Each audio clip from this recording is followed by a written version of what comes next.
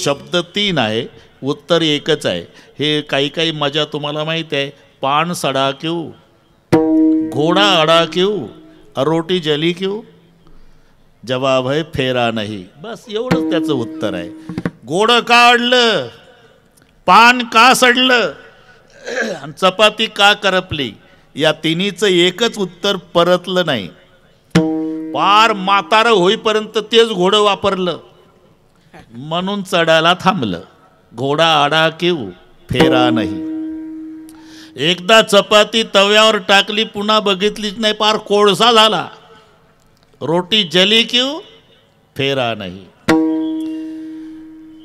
पानं मंडईतून आणली तशीच ठेवून दिली, 8 दिवसानं बघितली, सगळे सडले. का, फेरा नाही. पान सडा क्यों, घोडा आडा क्यों, रोटी जली क्यों, फेरा नाही. जसं पान का सडलं, चपाती का करपली, घोडं का अडलं, याचं एकच उत्तर आहे, परतलं नाही. तसं भाग्याचा उदय झाला, अवघी चिंता वारली. म्हणून सांगितलं ऐश्वर्य संपन्न नियोजन. सगळे तेंडुलकरच आणले आज, षटकारच. लकडे लकडे कपिल देव आहे, पण तरी षटकारच चालू आहे. गोविंद सार्थक नाव आहे रे भाऊ तुझं, मस्त आहे हा, एक नंबर. असं वाटते की हे रेणुका पतसंस्थेच्या वतीनं कीर्तन नाही, हा अखंड हरिनाम सप्ताहच असला पाहिजे, त्याच्यातला या बोवाचा शेवटचा दिवस असतो. एवढं सुंदर नियोजन केलं. सुरुवातीलाच तुमचं कौतुक केलं. आणि आता काळजी करायचं कारण नाही. सूर्यकांतजी महाराज, नाना महाराज, सगळे महाराज आता आशीर्वाद द्यायला आले म्हटल्यावर काही कमी पडणार आहे का तुमच्या संस्थेला? रेणुका माता तर मूर्तिमंत तिथे निवासच करू नये, काही नाही. बस पडदा काढा लागला का आधी अंदाज नाही. ठीक आहे, ठीक आहे. पुन्हा जेव्हा अजून त्यांच्या मनात येईल तेव्हा चांगलं करू ना अजून. हा ना, आता पुढच्या वर्षी चांगली प्रगती झाल्यावर ते बोलावणारच आहे मला, आणि मलाही यावंच लागेल. बरोबर आहे का नाही? करू ना आपण. वर्धापन दिन करायला लागते ना, म्हणजे वशीला लावत नाही रे बाबा. हे जास्त प्रेमाचं बोलणं आहे. हीच तारीख बसत नव्हती, नाराज झाले ते डॉक्टर साहेब. मग ते पुन्हा म्हटलं थोडं थांबा, मी बरोबर कळवतं. ते त्यांना सायंकाळची वेळ पाहिजे होती. इतका आनंद झाला, जमलं बाबा आता, है ना बोले साहेब, मजा आली. समाज पहा केवढा. मला तर वाटतं माझं जालन्यात रामायणच सुरू झालं का? हो ना, की आनंद आहे. बस तिन्हीचं उत्तर एक आहे. मी शुद्धीवर आहे, काळजी करू नका. आपलं कुठून बघा. रोटी जली क्यों, पान सडा क्यों, घोडा आडा क्यों, फेरा नाही.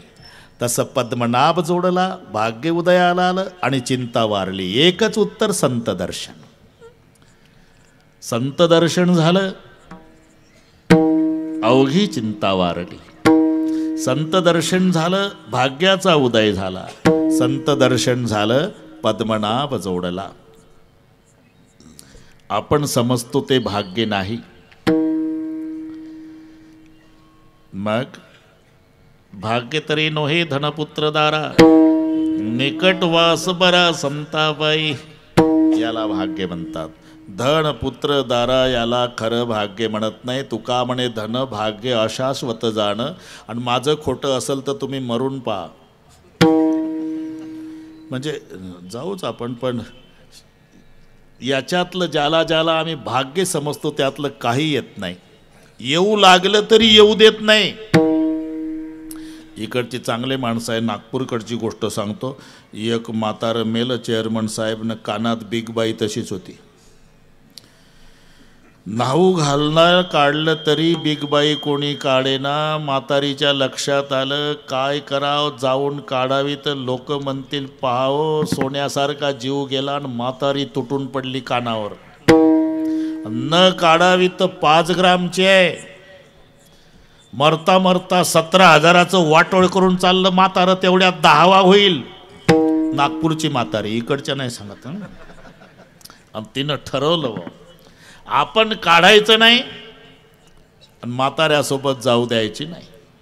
जेव्हा म्हाताऱ्याचं प्रेत अशोकराव न्हायला काढलं आणि म्हातारी तिथं गेली आणि प्रेताचे पावलं धरले, पावलं नाऊ घालताना, आणि सुरू केलं, तुमच्या पायात जोडा कसा शोभत होता. म्हातारी तसे नाऊ घालणारे लोक पावलाकडे बघू लागले प्रेताच्या. म्हातारीने इकडे तिकडे पाहिलं, माझ्या रडण्याकडे समाजाचं लक्ष आलंय वाटतं. मग वर्णन वर सुरू केलं डॉक्टर साहेब. टेरिकाटच्या धोत्राशिवाय नेसला नाही. प्रेताजवळचं सांगतोय. मग लोक धोत्राकडे पाहू लागले. मग कमरेवर वर्णन आलं, चांदीच्या करगोट्याशिवाय बांधला नाही. कारण तिला स्टँडवर यायचं आणि इथं आहे ना बिग बाई, तिकडून चालली. मग लोक कमरेकडे पाहू लागले. नेहरू सदऱ्याशिवाय घातला नाही. मग गळावर वर्णन आलं, गळ्यात साखळी कशी शोभत होती. प्रेताच्या गळ्याकडे पाहू लागले लोक. आणि मग कानावर आलं, अजूनही तुमच्या कानात. इथं थांबली जेतल्याजी. मग नाऊ घालणाराचं लक्ष. पाटील काय बिग बाई तशीच राहिली, काढा तेवढी भूषण घेते काढणे.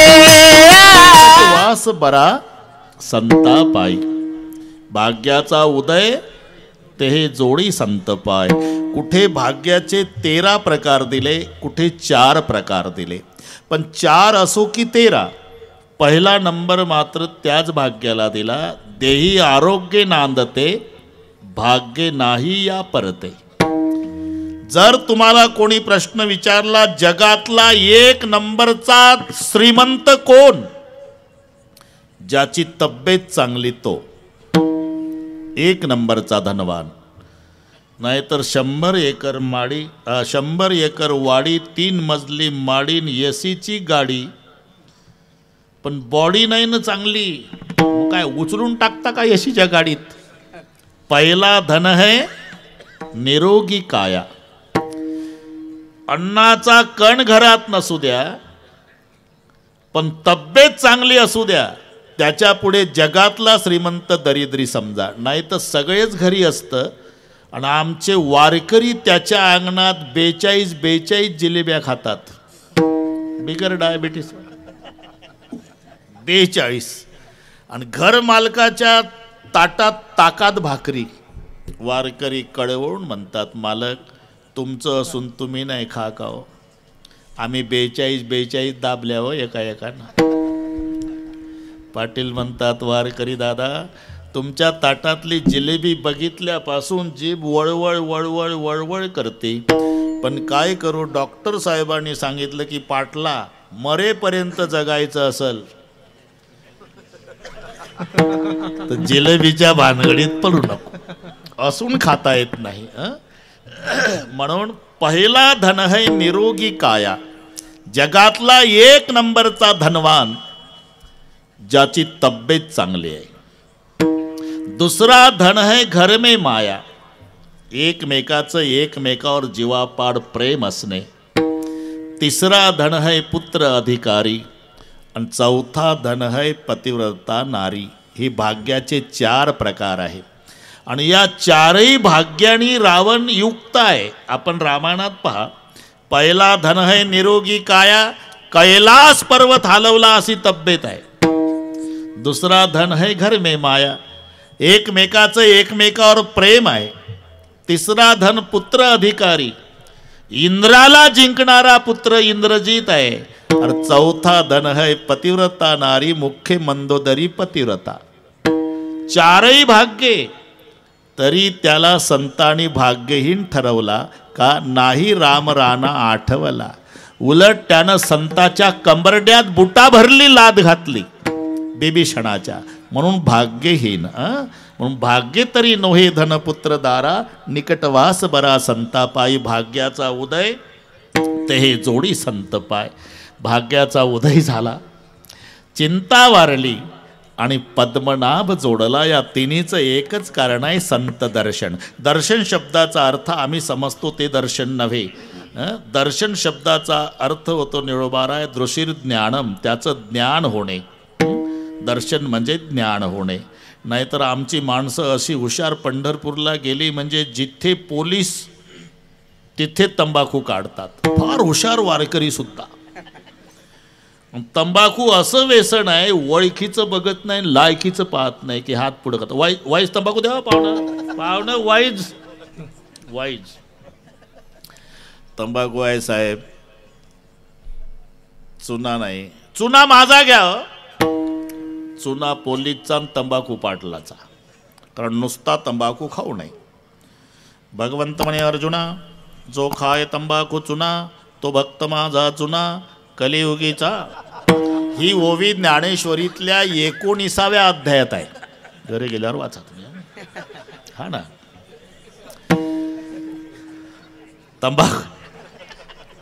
तंबाखूला चुना मळता मळता पोलीस विचारतो, कुठलं पाटील?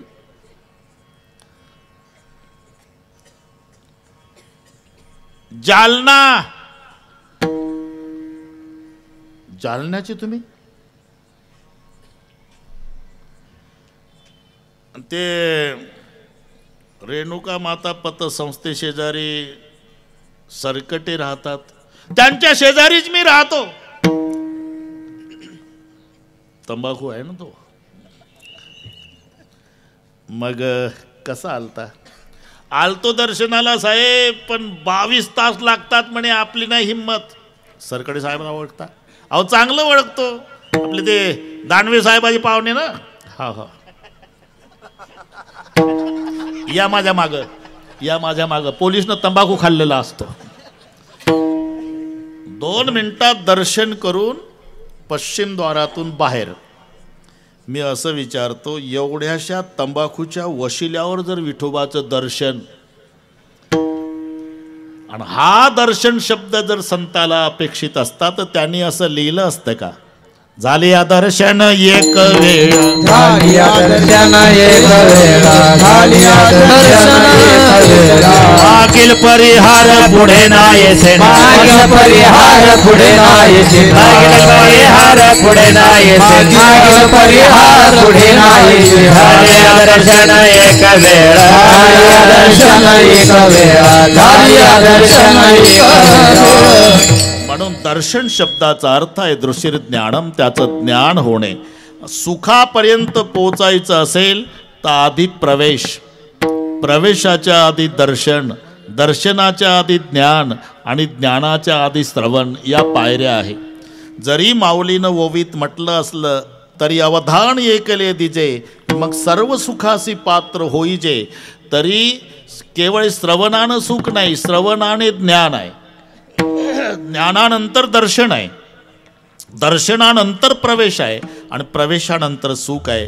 हे जर तुम्हाला पटत नसल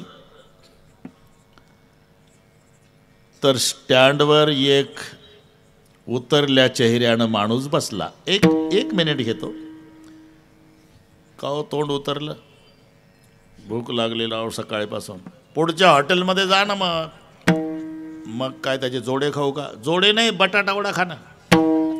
अरे पण सगळे चोरट्यानं पळवलं, 10 पैसे नाही माझ्याकडे, अशी अडचण आहे का? मग फुकट जेवणाची व्यवस्था होईल. उद्घाटन आहे रेणुका पतसंस्थेचं, कल्पना चालू आहे ना. म्हणजे याचं नाव श्रवण. त्याला स्टँडवर माहिती मिळाली की पतसंस्थेत फुकट जेवण आहे. श्रवण आणि ज्ञान जेवणाचं झालं. तो आला, कीर्तनाला बसला आणि बरोबर पांढऱ्या कपड्याचे बुवा कुठं जातात त्याच्या मागं चिकटून गेला आणि महाराजाच्या मांडीला मांडी लावून बसला. अशा वेळेला सरकटे साहेब, घरमालकही अडचणीत असतो, महाराजही, दोघंही चौकशी करत नाही. घरमालकाला वाटतं आपण कशाला विचारावं, महाराजच्या सोबतचं असेल.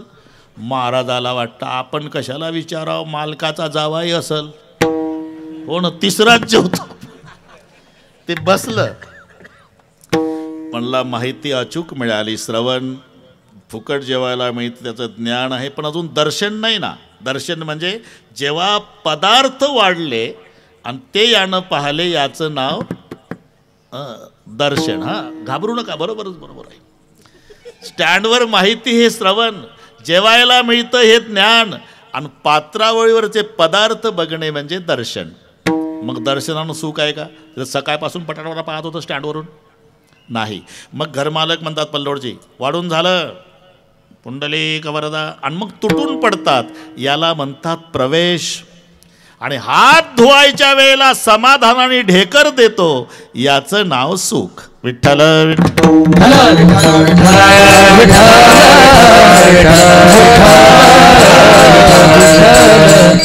दर्शन शब्दाचा अर्थ आहे दृश्य ज्ञानम, त्याचं ज्ञान होणे. संत दर्शने हा लाभ पद्मनाभ जोडला. बापरे, 25 मिनिट शिल्लक आहे विठ्ठलराव. बरोबर करू वेळेत सगळे करू. एकदा संप्रदायपूर्वक भजन घेऊ लकडे बाबा एका ताला. अजोगरा विठोबार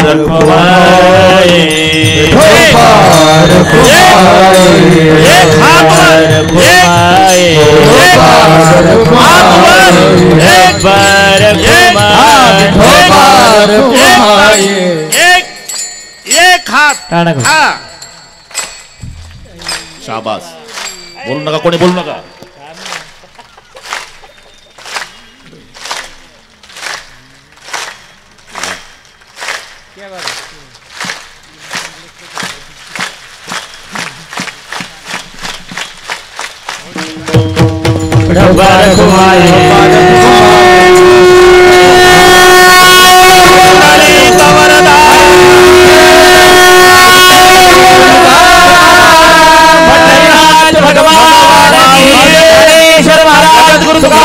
जे गेले त्यांना जाऊ द्या, आहे तेवढे बसा. जे जाण्याच्या तयारीत आहे ते लगेच बाहेर निघा, जे दुसऱ्याचं नुकसान होणार नाही. जेथे कीर्तनाची जागा तेथे पांडुरंग उभा. तुम्ही जे एवढ्या घाईनं चालला ना, आपली 7 ते 9ची वेळ आहे, मला नाही फरक पडत, पण साक्षात पांडुरंगाचा अपमान करून चालला एवढं लक्षात ठेवा. आणि तुम्ही ज्याच्यासाठी एवढ्या घाईनं घरी चालला का नाही, ज्या प्रपंचासाठी, तुमचे मुलं शेवटच्या दिवशी कमरेला करगोटा सुद्धा ठेवणार नाही तुमच्या, एवढं लक्षात ठेवा. शेवटच्या दिवशी सोबत येणारं फक्त एवढंच आहे, जे तुम्ही 2 तास बसलेला आहे तेवढं. बाकी सगळे इथं राहणार आहे. आमचं त्याचं उलट आहे. बसल्याबद्दल धन्यवाद. आता आहे तेवढे बसताय ना 20 मिनिट. हा, तेच म्हणतो. बसले रे बाबा. हे एवढ्याच विनंतीला मान देतात लोक. नाही तर आता नाही राहिलं चेअरमन साहेब. एवढंच एक छत्र आहे जेतले आजी. बसले सगळे. हा, बरोबर 1 मिनिट पुढे जात नाही ना आधी सोडत नाही. फक्त त्यांना कसं वाटलं आता गेले 15 मिनिट चाल. आता तेही गुणवान आहे, त्यांनी सरळ थोडक्यात म्हटली, पण तरी दम काढे ना. ठीक आहे. विठ्ठल विठ्ठल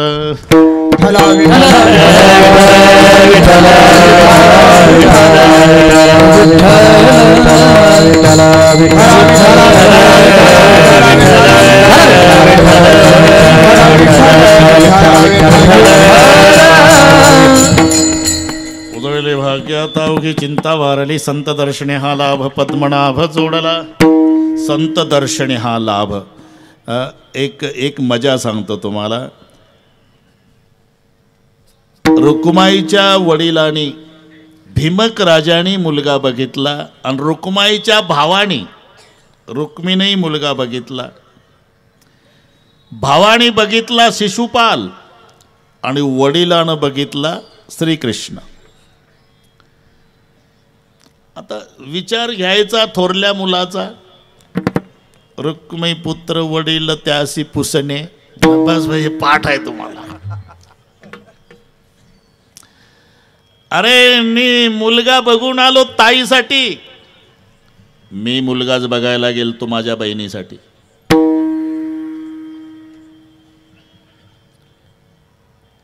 अरे पण कन्यादान करण्याचा अधिकार बापाचा असतो. हो, पण बापाला म्हातारपणात कळत नसतं तेव्हा प्रकरणात बहिणीच्या हितासाठी लक्ष घालणं हे भावाचंही कर्तव्य असतं. हे भांडण आहे ना, जरा आवाज वाढून. मला कळत नाही का? काय कळतं तुम्हाला? ज्याला माझी बहीण देणार आहे तिथं पत्रिका छापायचीच अडचण आहे. म्हणजे अहो, प्रेसमध्ये गेल्यानंतर प्रेसचे मालक विचारतील, बोला काय? लग्नाची पत्रिका सांगा, मुलाचं नाव श्रीकृष्ण, सांगा बापाचं.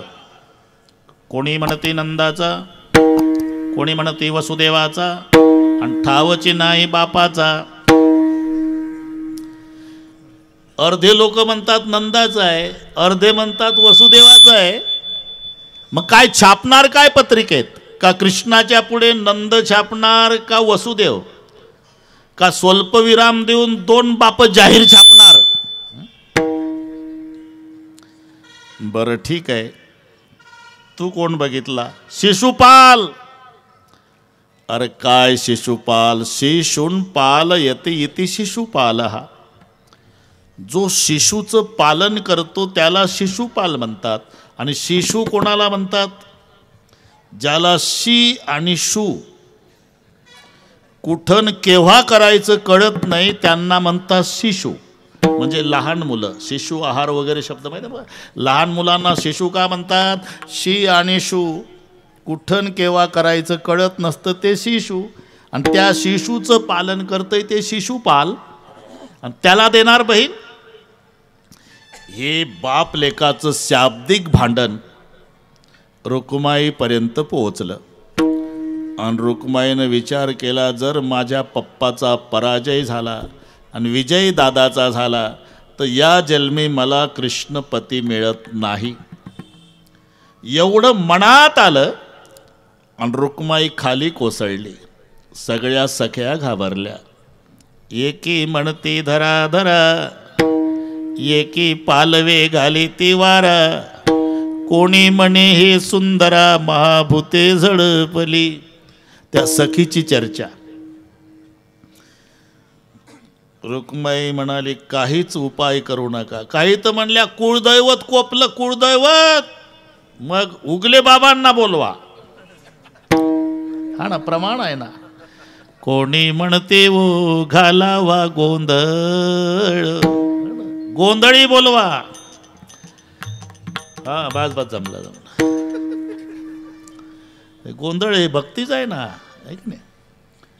गोंधळ कोणी केला? शुक सनकादिक गोंधळी.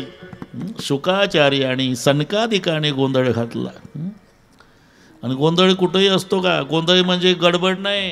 गोंधळ ही भक्ती आहे. चेते विठूचे रावड, ते काय विठ्ठलराव शेजारीच आहे.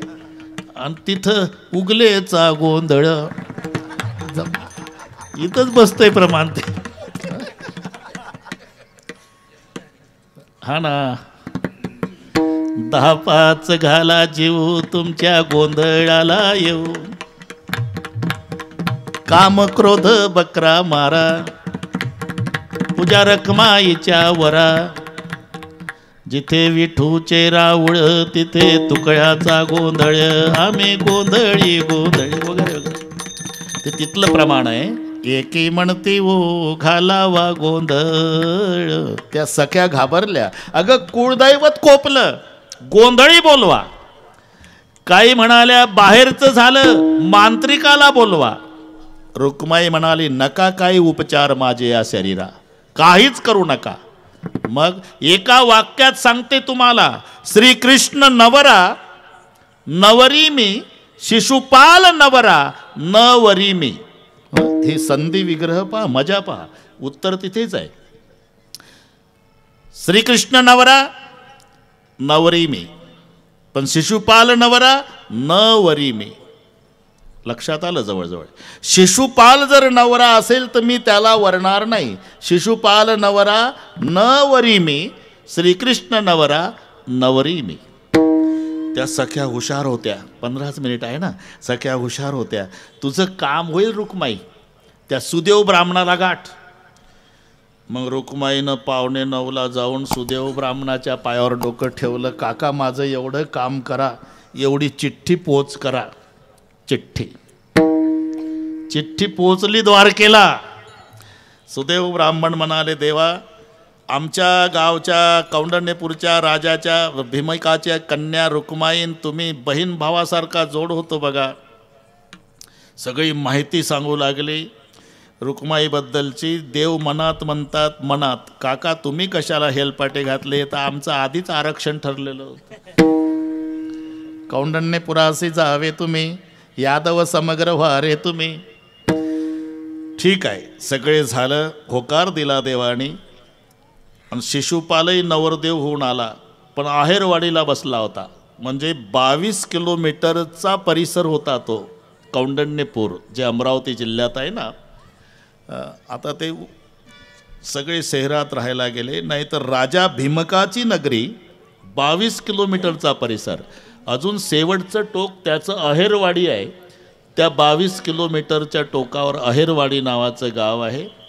तिथे शिशुपाल आला होता नवरदेव होऊन. आणि तिथं तो अहेर घेत बसला, म्हणून ते अहेरवाडी. आणि इकडे रुक्माई मंदिरात गेली आणि किसनरावनं नेली. बस वाढवत नाही, बस समजून घ्या आता. म्हणून निर्दोष स्वयंवर शब्द हा रुक्माईच्या बाबतीत लागतो. सीता स्वयंवर आणि द्रौपदी स्वयंवर इथे थोडा दोष आहे. कारण स्वतःहून इच्छा असेल त्याला स्वतंत्रपणे वरणे, याला स्वयंवर म्हणतात. द्रौपदीची इच्छा अर्जुनाला वरायची आहे, पण खाली बघून जर माशाचा डोळा फुटला तर, नाही तर इच्छा असून उपयोग नाही. सीतामाईची इच्छा रामाला वरायची आहे, पण धनुष्य उचललं तर, म्हणजे ह्या आडकाठ्या आहे. इथे रुक्माईची इच्छा आहे. इथं काय करतं शिशुपाल? अरे बसला आयर घेत. रुक्माई तर गेली म्हणजे कृष्णानं नेली. आणि मग मदतीला रुक्माईचा भाऊ आणि शिशुपाल सैन्य घेऊन माग. रुको श्रीकृष्ण, रुको श्रीकृष्ण, रुको. थांबायला तयार नाही. शेवटचा प्रयोग केला शब्दाचा. आपको माँ जसोदा के दूध की सौगन है, कृष्ण रुको. यशोदा मायच्या दुधाची शपथ घातल्याबरोबर माय यशोदा आठवली देवाला. थांबवला, रथ टाकली उडी. धरला रुक्माईचा भाऊ. तलवार उपसली, मुंडक तोडणार. आता बहीण आहे ना पल्लोडजी, उडी टाकली रथातून. रुक्माईन धावत गेली, देवाचे पाय धरले. देवा माझा भाऊ आहे. आणि एका वाक्यात सांगते तुम्हाला, तुम्ही मला प्राप्त व्हावा याकरता माझ्या भावाच्या बायकोनं, म्हणजे माझ्या वहिनीनं मंदिरापर्यंत मला पोचवायची मदत केली.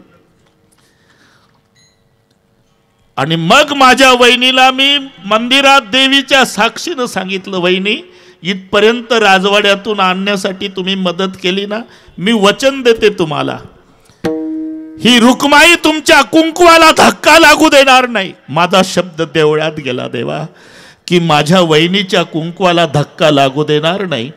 तेव्हा तिच्या कुंकवासाठी माझ्या भावाला मारू नका. मग ते अर्धी दाढी अर्धी ते सगळे ऐकताय ना तुम्ही. काही गेले जाऊ दे, आपण आहे तेवढ्यात आनंद लुटू. आता लांबवत नाही. रुक्माई काही दिवसानं जेव्हा निळोबाराय आल्याबरोबर मायबापाच्या पाया पडली नाही. माहेरी आल्यावर भावाच्या नाही, आल्याबरोबर सुदेव ब्राह्मणाच्या पायावर डोकं ठेवून दर्शन घेतलं. सख्या म्हणाल्या, रुक्माई जन्मदाती माय आहे, बाप आहे, भाऊ आहे. त्यांच्या पाया पडली नाही ना आल्या आल्या सुदेव ब्राह्मणाच्या. हो सखे, का या माझ्या मायबापाने फक्त मला जन्म दिलाय ग. आणि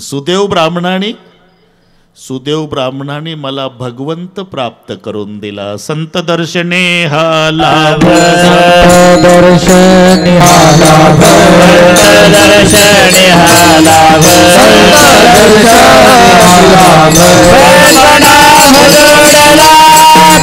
लाभ.